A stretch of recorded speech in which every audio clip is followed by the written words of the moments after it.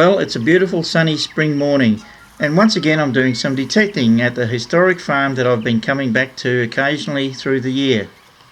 As sometimes happens, I had to dodge some kangaroos on the road while driving here, and as usual there's always screeching cockatoos overhead.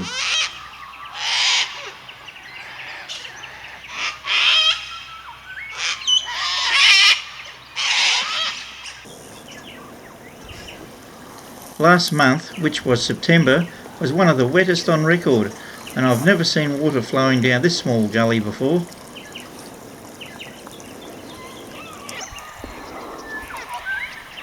Walking down into the paddock and, goodness me, the capeweed has really grown since I was last here about 6 weeks ago. I think today's challenge will be to find some areas with shorter grass that I haven't detected before. Further down the hill the grass was shorter, and here's today's first find, a button.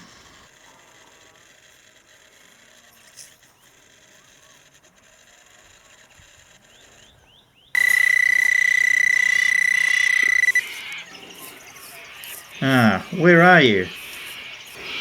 Eventually out came a little threepence. First coin for the day. And here's an Excelsior button. And this looks like it might be a cufflink.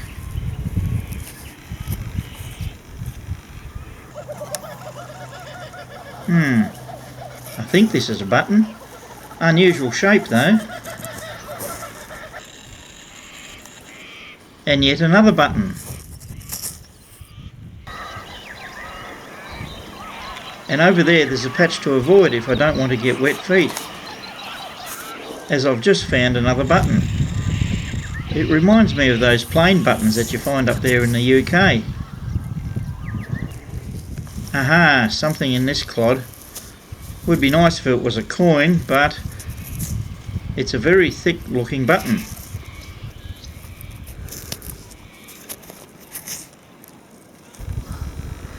And here's a pocket watch winder.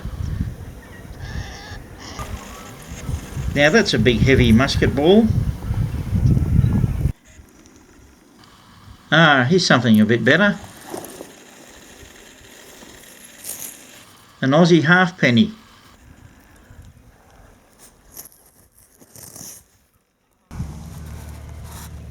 A doorknob this time, and it sure gave a great signal.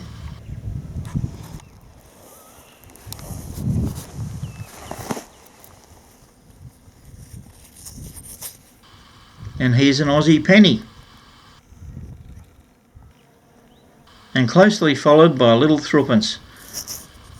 Coins have been pretty slow coming this morning, but at least I've got a few anyhow.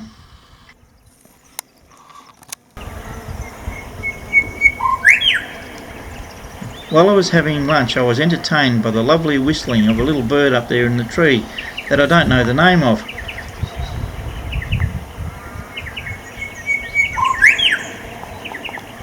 And when I stopped and really had a look around, I don't know if it's because it's spring or not, but these trees are alive with all sorts of birds. And this camera has a really fantastic zoom, so I can get in right close up to them. You just need a steady hand so it's not too shaky, but the image stabilisation does a pretty good job really.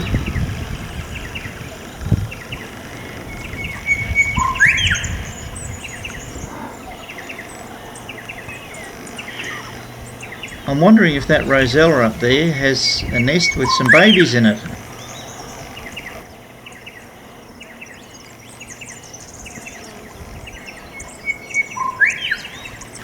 Then there's the sulphur-crested cockatoos.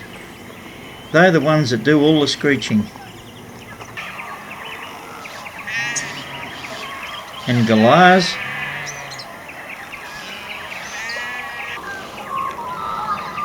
And over there another colourful rosella.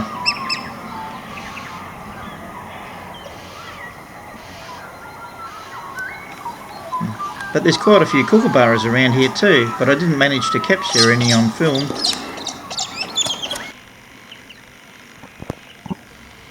While I was having lunch I was looking across to my E-trac and I noticed that the coil was turning yellow from brushing against all the capeweed flowers.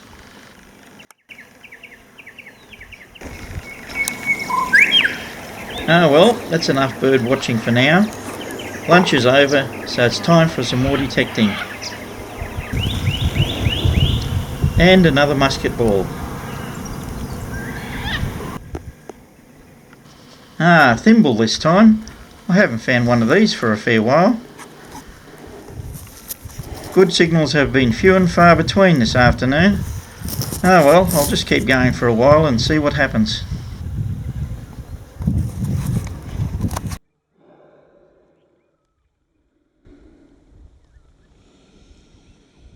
But then,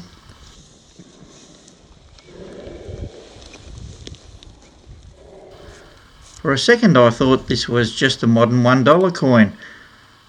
But then I realised that it wasn't. Look at that. What a beauty. That's an absolutely stunning gold coin. Wow.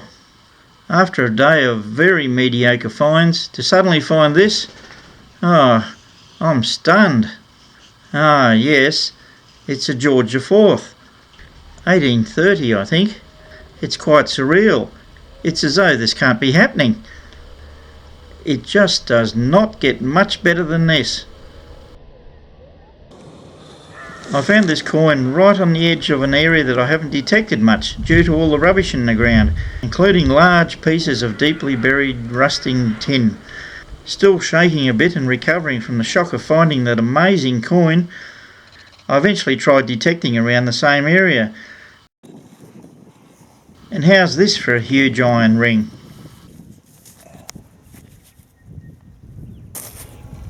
Here's a piece of brass or copper with some writing on it. I just can't make out what it says. Up next is a buckle. Actually the first for the day. What's this? A broken cowbell perhaps?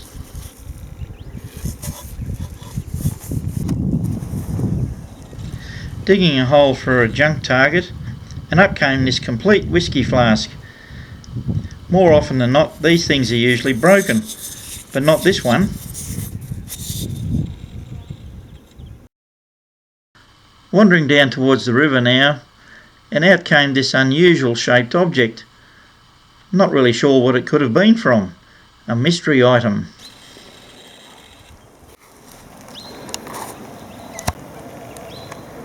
As I said earlier, last month was one of the wettest on record, and the river is at the highest level that I've ever seen it.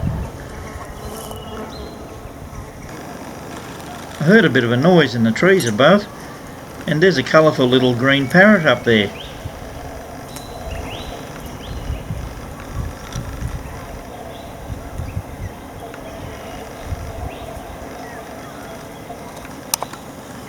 Oh well, the day's getting on a bit, so I suppose it's about time to start thinking about heading for home now. Okay, let's have a better look at today's finds. Here's the rubbish and the whiskey flask.